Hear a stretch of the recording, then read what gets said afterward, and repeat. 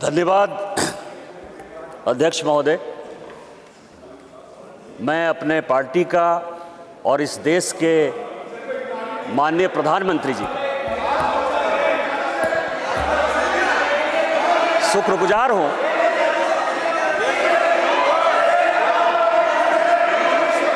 कि इस ऐतिहासिक बिल पर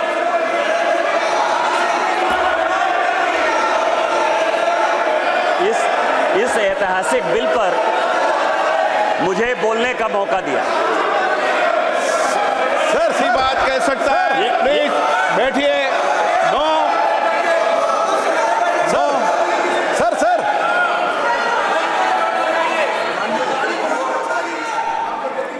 माननीय अध्यक्ष जी, मैं अधीर रंजन जी को इतना पूछना चाहता हूं, क्या महिलाओं की चिंता सिर्फ महिलाएं ही करेगी, पुरुष नहीं कर सकते हैं? किस प्रकार के समाज की आप रचना चाहते हैं भाई? महिलाओं की चिंता, महिलाओं का हित, महिलाओं से आगे बढ़कर भाइयों ने सोचना चाहिए। यही इस देश की परंपरा है। महिलाओं के बारे में सोचने का अधिकार सभी को है। तो हमारे साथी सांसद निशिकांत जी खड़े हुए हैं, इसमें उनको क्या आपत्ति है? उनको खड़ा होने नहीं मिला पहले, इसलिए थोड़ा जेलस हो रहे हैं शायद। निशिकांत जी। माननीय अध्यक्ष जी, कांग्रेस या उसके समर्थक दल किस तरह से लोकतंत्र का गला घोटते हैं वो मैं उदाहरण हूं। मैं गांव में पैदा हुआ, मेरे माँ पिताजी आज भी गांव में रहते हैं। आज जब मैं पार्लियामेंट के लिए चल रहा था तो मेरी माँ आज एम्स देवघर में भर्ती है सर। उसने मुझे फ़ोन किया कि बेटा यदि पार्टी तुमको मौका देती है तो आज इस बिल के बारे में ज़रूर बोलो। और इसीलिए कहा उसने कि जो महिला है सर, आज यदि सारे पुरुष यहाँ मौजूद हैं तो उसका कारण महिला है। यदि महिला नहीं होती तो पुरुष का कोई एग्जिस्टेंस नहीं होता। और आज चूंकि कांग्रेस की गलतफहमी है, गलती है सर, और ये जितने अपोजिशन के लोग हैं वो इतने वर्षों तक इस बिल को लेकर नहीं आए। हमारे माननीय प्रधानमंत्री जी ने ये नैतिक साहस दिखाया, हमारी पार्टी ने ये नैतिक साहस दिखाया। आज हम बिल लेकर आए हैं कि इनके पेट में दर्द हो रहा है सर। हम वर्षों से सुनते रहे सर कि जननी जन्मभूमिश्च स्वर्गादपि गरीयसी, यत्र नार्यस्तु पूज्यन्ते रमन्ते तत्र देवता। लेकिन क्या हुआ? इस देश में महिलाएं स्कूल एजुकेशन के लिए परेशान थी। जब तक माननीय अटल बिहारी वाजपेयी जी की सरकार नहीं आई, सर्व शिक्षा अभियान इस देश में नहीं आया, महिलाओं का जो है शिक्षा का लेवल नहीं बढ़ पाया सर। महिलाएं यदि बच्चियां स्कूल जाती थी तो उनको जो है खाना बनाकर जाना पड़ता था सर। और इसको जब हमारे प्रधानमंत्री जी ने देखा तो मिड डे मील स्कीम जब तक कि सरकारी स्कूलों में लागू नहीं हुआ तब तक महिलाओं की संख्या, बच्चियों की संख्या नहीं बढ़ी सर। और उसके बाद जो सबसे बड़ा प्रॉब्लम था, इस देश के प्रधानमंत्री ने जो सबसे बड़ी बात की कि उनको सम्मान दिया सर। सारे स्कूल में, स्मृति ईरानी जी उस वक्त एचआरडी मिनिस्टर थी, सारे स्कूलों में शौचालय बनाकर महिलाएं कैसे अच्छा से पढ़ेंगी, बच्चियां कैसे आगे बढ़ेंगी, उसी का ये उदाहरण है। और उससे आगे बढ़कर आज जो कल से लेकर परसों से लेकर माननीय प्रधानमंत्री जी लगातार बोल रहे हैं कि सही समय है, यही समय है। और इसी समय पर आज ये ऐतिहासिक सेशन बुलाकर माननीय प्रधानमंत्री जी ने महिलाओं को जो सम्मान देने का काम किया, उसके लिए हम भारतीय जनता पार्टी के कार्यकर्ता गौरवान्वित हैं। और हम उनका जो है आदर और नमन करते हैं कि उन्होंने महिलाओं को आरक्षण देने का फैसला किया। सर मैं पढ़ रहा था, काफी बातें कही, मैं केवल 2-3 चीजें बताना चाहता हूं, फिर अपने विषय पर आऊंगा सर।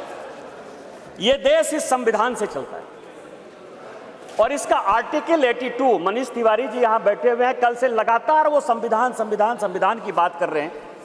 अभी सोनिया जी ने भी बोलते हुए बातें कही कि अभी क्यों नहीं लागू कर दिया, कब से लागू कर देंगे।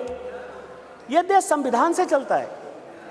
मैं आर्टिकल 243D और आर्टिकल 243T जिसके लिए कि उन्होंने बड़ा अपने आप को गौरवान्वित महसूस किया कि हमने पंचायत में जो है महिला रिजर्वेशन लागू किया, बड़ा अच्छा किया। लेकिन ये आर्टिकल में 243 डी और 243 टी हमने तो नहीं दिया। आप दोनों को पढ़ लीजिए, 243 डी और टी क्या पंचायत में किस तरह से रिजर्वेशन होगा और म्युनिसिपल कॉर्पोरेशन में किस तरह से रिजर्वेशन होगा। आपने उसके लिए कभी ओबीसी की बात तो नहीं की। यदि इस आर्टिकल में यदि आपने डाला होता ओबीसी की बात, तो आप जब करिए बहुत अच्छा, इतने वर्षों से आपको नहीं दिखाई दिया। उसी तरह से 1947 से लेकर 49 तक ये पूरा संविधान सभा चलता रहा। परसों से यही भाषण सुन रहे हैं सर। इस कॉन्स्टिट्यूएंट असेंबली से लेकर 1952 से लेकर आज तक चुनाव हुआ, कभी किसी ने राज्यसभा में रिजर्वेशन की बात नहीं की, विधान परिषद में बात नहीं की। आज भी राज्यसभा में शेड्यूल कास्ट और शेड्यूल ट्राइब को रिजर्वेशन नहीं है, विधान परिषद में शेड्यूल कास्ट शेड्यूल ट्राइब को रिजर्वेशन नहीं है। आप कौन सी नई बात केवल पॉलिटिकल एंगल के लिए ले आते हैं? आपने जब नहीं किया, जब तक आज तक जो है भारत के संविधान में यह कहा गया कि राज्यसभा में कोई रिजर्वेशन नहीं होगा, विधान परिषद में कोई रिजर्वेशन नहीं होगा, और जब माननीय प्रधानमंत्री जी और भारतीय जनता पार्टी इस बिल को लाती है तो आप कहते हैं राज्यसभा में रिजर्वेशन नहीं है, विधान परिषद में रिजर्वेशन नहीं है। आप पंचायत में कहिए कि कोई ओबीसी को रिजर्वेशन नहीं होगा, चाहे म्युनिसिपल कॉर्पोरेशन में कोई ओबीसी को रिजर्वेशन नहीं होगा। और आर्टिकल 82 है सर, जो एडजस्टमेंट ऑफ ईच सेंसस की बात कर रही है और सीट बढ़ाने की बात, सब पढ़ लीजिएगा इस आर्टिकल को। इसमें कहा गया है कि 2026 तक सभी चीजों को हमने फ्रीज कर दिया है। आप अनकॉन्स्टिट्यूशनल काम करना चाहते हैं, आप उसके ऊपर जो है कहते हैं कि 2024 से लागू कर दीजिए, तुरंत सुप्रीम कोर्ट में जाएगा और सुप्रीम कोर्ट में तुरंत वो स्टक डाउन हो जाएगा। क्या आप चाहते हैं कि महिलाओं को रिजर्वेशन नहीं दें?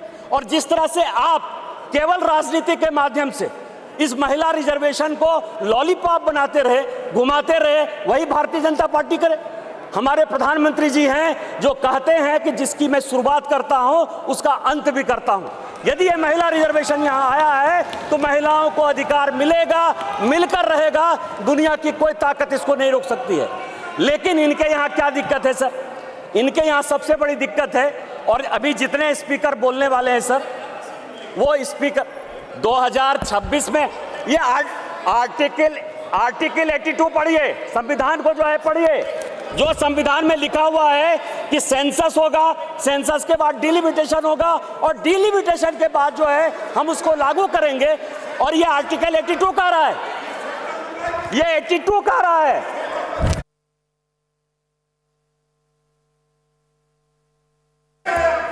सर पूरे देश दुनिया में कोरोना के कारण लोग मरे, माननीय प्रधानमंत्री जी के कारण आज 140 करोड़ लोग बच गए। इस पार्लियामेंट को चलाने में आप जैसे लोगों को क्या समस्या होगी सर? लोकसभा, राज्यसभा, लॉबी, सभी जगह सांसद बैठकर कानून पास करते रहे। भाई मरता था तो भाई का लाश जलाने के लिए कोई नहीं जाता था, पिता मरते थे तो पिता का लाश जलाने के लिए बेटा नहीं जाता था। उस कोरोना से बचकर हम आए हैं 2 साल के बाद। आपका तो आपने क्यों नहीं कराया, आपने क्यों नहीं कराया? कितने लोग थे जो रोड पर घूम रहे थे, कितने लोग थे जो खाना खिला रहे थे, सारे जगह के ट्रेन बंद थे, सारे जगह की सब स्थितियां बंद थी। भागलपुर पूरा जो है भारत जो है किस तरह के विकट परिस्थिति में था सर। माननीय प्रधानमंत्री जी 140 करोड़ लोगों को बचा के लाए हैं, और सेंसस जो संवैधानिक चीज है उसको जब हम लागू करेंगे तो ये लागू होगा। आज आप कह रहे हो क्यों नहीं लागू किए? देश में फिर से ये गलत तरह का माहौल पैदा करने की कोशिश कर रहे हैं सर। 2020 और 21 के माहौल के बाद, कोरोना के बाद कैसे सेंसस लागू हो सकता था, कैसे सेंसस हो सकता था? और माननीय गृह मंत्री जी बैठे हैं, हमेशा कहते हैं कि मैं कोई गैर संवैधानिक काम नहीं करूंगा, कोई असंवैधानिक काम नहीं करूंगा। यदि सेंसस होना है तो उसका भी डेट घोषित होगा, सेंसस होगा, डिलिमिटेशन होगा और महिलाओं को रिजर्वेशन मिलेगा। यही तो इस बिल में है 334 से, जिसके बारे में कि माननीय कानून मंत्री जी कह रहे थे सर। लेकिन क्या समस्या है कि ये अपने जो 26 पार्टियों का एक जो घमंडिया गठबंधन बनाया है सर, इंडी अलायंस, उसके सारे नेताओं का मैं भाषण पढ़ रहा था। आज सोनिया जी जब बोल रही थी तो मुझे लग रहा था कि वो राजनीति से ऊपर उठकर बोलेंगे, क्योंकि वो अपोजिशन की आवाज़ थी। मैं उनका सम्मान करता हूं सर। इस महिला रिजर्वेशन के लिए जिन महिलाओं ने पार्लियामेंट के अंदर और पार्लियामेंट के बाहर सबसे ज़्यादा आवाज़ उठाई, वो बंगाल की गीता मुखर्जी थी और भारतीय जनता पार्टी की सुषमा स्वराज थी। ये दोनों यदि नहीं रहती तो आज ये दिन भी देखने को नहीं मिलता। 33% यदि रिजर्वेशन लोकसभा और विधानसभा में यदि लागू होने वाला है और माननीय प्रधानमंत्री जी लेकर आए हैं इन दो महिलाओं का, लेकिन सोनिया जी ने अपने पूरे भाषण में न गीता मुखर्जी का जिक्र किया न सुषमा स्वराज का जिक्र किया। यह किस तरह की राजनीति है? अपना क्रेडिट लेना चाहती हैं कि हमारा बिल है। ये बिल आपका नहीं है। आप जो बिल लेकर आए वो गलत बिल है, और यदि इसके लिए किसी ने आंदोलन किया तो वो गीता मुखर्जी है, वो सुषमा स्वराज है। आपने ये नहीं बोलकर इस महिला बिल में भी राजनीति करने की कोशिश की, और आज का पूरा क्रेडिट जो जीता वो सिकंदर, जो गोल मारता है, यहाँ बंगाल के लोग बैठे हुए हैं, जो गोल मारता है उसी के नाम से गोल मारा जाता है। माननीय प्रधानमंत्री जी गोल मारने को तैयार हैं। ये भारतीय जनता पार्टी का बिल है और ये माननीय प्रधानमंत्री जी का बिल है, आपको ये मानना पड़ेगा। दूसरा सवाल है कि इनके जो अपोजिशन के लोग हैं सर, जो 26 पार्टियों का इंडी गठबंधन बना है, इसमें आप समझिए इनकी भावना कैसे है, महिलाओं के बारे में ये कैसा सोचते हैं। ये सोचते हैं, अब नहीं रहे, इसी सदन के सदस्य थे, राज्यसभा के भी सदस्य थे, इनके पार्टी के बड़े नेता थे अपोजिशन के, वो कहते हैं कि परकटी महिलाएं आ जाएंगी। क्या महिलाओं के लिए इस तरह की बातें होनी चाहिए?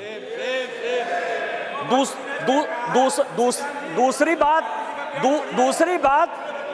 बात जो है, ये दूसरे नेता जो हैं 2011 में मैं अध्यक्ष जी आपको दो कहानी बताना चाहता हूं, और ये वर्षों से मेरे मन में था।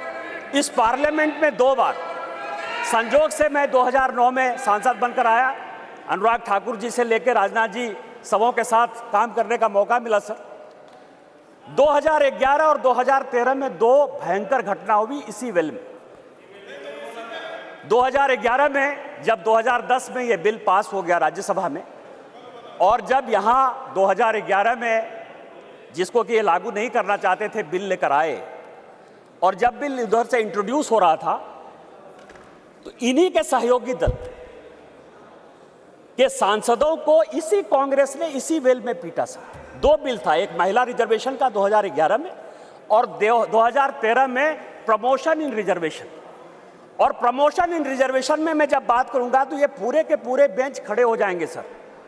यही वी नारायण स्वामी बिल को पेश कर रहे थे, समाजवादी पार्टी के यशवीर सिंह, शेड्यूल कास्ट थे सर, ये कहते हैं अधिकार की बात, शेड्यूल कास्ट शेड्यूल ट्राइब की बात करते हैं सर। यही यशवीर सिंह यहां पार्लियामेंट में उस तरफ से गए, वी नारायण स्वामी का उन्होंने बिल खींच लिया। इस पार्लियामेंट में, इसी लोकसभा में सर, सबसे पहले बिल में यदि उसका कॉलर पकड़ने के लिए कोई आया तो यही मैडम श्रीमती सोनिया गांधी जी थे सर, और नीरज शेखर वहां खड़े थे, मुलायम सिंह यादव बाहर थे, और मैं वहां से कूद कर टेबल पर आया और मैंने कहा कि आप यहां की तानाशाह नहीं हैं, आप यहां की रानी नहीं हैं, इस बेल में आप मारपीट नहीं कर सकती हैं। और इनके जो इतने लेफ्टिनेंट थे, बिलास मुतेबार से लेकर सबों ने उनको पीटा। ये दोनों घटनाएं जो है, चाहे महिला रिजर्वेशन का हो, चाहे ये प्रमोशन इन रिजर्वेशन का हो, ये पार्लियामेंट है सर, सबको सत्य बोलना चाहिए। और मुलायम सिंह यादव ने कहा यदि बीजेपी नहीं होती तो आज के डेट में हमारे सांसद नहीं बचते। आपने तो सांसदों की हत्या करने की कोशिश की, और उसी दल के साथ, उसी 26 दल के साथ ये आए हैं जिनका की मानसिकता ही नहीं है कि महिला को रिजर्वेशन मिले। चाहे वो राष्ट्रीय जनता दल है, चाहे वो समाजवादी पार्टी है, चाहे इनके सारे मुस्लिम एमपी हैं, चाहे कोई भी पॉलिटिकल पार्टी जो इनको सपोर्ट कर रही है सर, और उन्हीं के दबाव में ये कानून के विरोध में जाकर, इस संविधान के विरोध में जाकर, और उसके सारे उदाहरण है कि 96 से लेके आज तक क्यों नहीं लागू हुआ, उसी के कारण ये कभी ओबीसी रिजर्वेशन की बात करते हैं, कोटा विद इन कोटा की बात करते हैं, राज्यसभा में जो है उसको अधिकार देने की बात करते हैं, विधान परिषद में क्यों नहीं रिजर्वेशन दिया उसकी बात करते हैं, फिर वो बात करते हैं कि 2024 से क्यों नहीं लागू होगा। इनको सब कुछ पता है, ये देश संविधान से चलता है। हम एक गरीब परिवार के बेटे होकर इस पार्लियामेंट में आए हैं सर। जैसे मैंने बात कही कि मेरे माँ पिताजी आज भी गांव में रहते हैं। यदि बाबा साहब अंबेडकर का यह संविधान नहीं होता, भारतीय जनता पार्टी नहीं होती, उस दिन भी मैंने कहा कि आपने गांव नहीं देखा है, गरीबी नहीं देखा है, महिलाओं की स्थितियां नहीं देखी है। आपने जो जो कानून पास किए वो महिलाओं के खिलाफ है। यदि 498 आपने पास किया जिसका आप क्रेडिट लेना चाहते हैं, तो उसमें से है पुरुष से ज्यादा महिलाएं ही जेल में बंद हैं। डॉरी के केस में जिस तरह से आपने बनाया, आज यदि आपने कई एक कानून ऐसे पास किए हैं जिसमें लोग महिलाओं को नौकरी देने के लिए तैयार नहीं होते हैं। आपने महिलाओं को रोकने का प्रयास किया, महिलाओं को बढ़ाने का प्रयास नहीं किया। और हम जो बिल लेकर आए हैं, जो माननीय प्रधानमंत्री जी के नेतृत्व में ये इतिहास रचने जा रहा है, और ये जो ऐतिहासिक पल है, और स्पीकर साहब आपके जीवन का जो ऐतिहासिक पल है कि उस कुर्सी पर आप विराजमान हैं, जिस पल में ये इतिहास बन रहा है वो केवल और केवल माननीय मोदी जी की देन है, भारतीय जनता पार्टी की देन है। हम संविधान सम्मत काम करते हैं और मेरा सबों से आग्रह होगा कि दल पार्टी से ऊपर उठकर जो ये संविधान आर्टिकल 82, 243D और 243T जिन आधार पर यह संविधान चलता है, उसके आधार पर